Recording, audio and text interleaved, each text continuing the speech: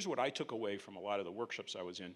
In order to be successful at the local level in building trust, there's a resource issue. And the resource I heard about from the first minute of this meeting from Nicolette, it was at my table, was we need time. You can't, there isn't a fast burner for building trust. It has its own biologic rhythm, its own cognitive and psychological rhythm, and it doesn't match the tempo of evolution of a lot of demands in organizations today. We're going to have to find the time and then build the skills. And we heard a lot about that today. I think the concept that we might be able to build skills, which I'm going to come back to in a minute, around tonalities and communication is a really important take home. And this is all for local application. I think this question is about platforms. Let's say you want to build trust among people who don't normally work together.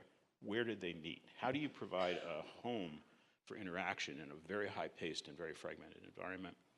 The idea of concordance or finding the common ground. Now, when we heard from, was it Lisa this morning about racial and ethnic concordance, that's a little bit of a downer if we're trapped in that, because it's just very hard to manage, and there are resource and, I think, principal implications about that, but being able to find common ground at the local level looks key.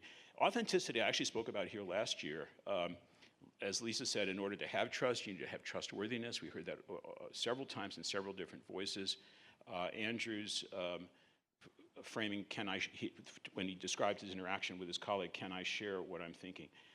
I think there's an underlying test here, ambient in the attempt to build trust, which is, do you really mean it or not? And I think the problem we have often is we don't mean it. Adam's guidance about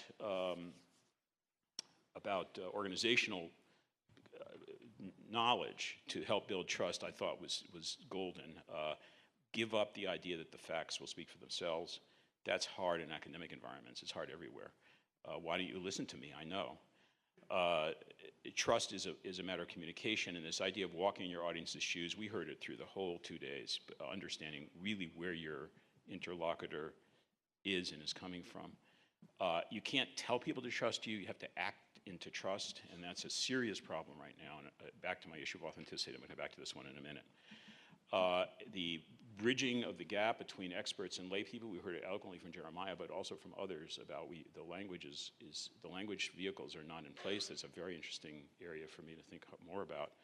And this issue, again, of unexpected sources, people who speak against their apparent interests are the best voices for building trust across boundaries.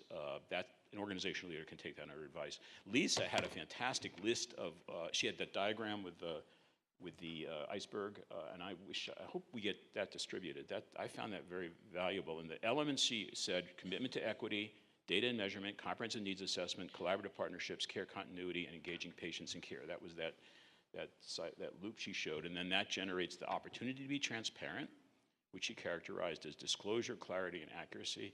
And that allows you to be trustworthy. And back to her point, if you want to be trusted, you have to be trustworthy. And these characteristics of benevolence, integrity, and competence.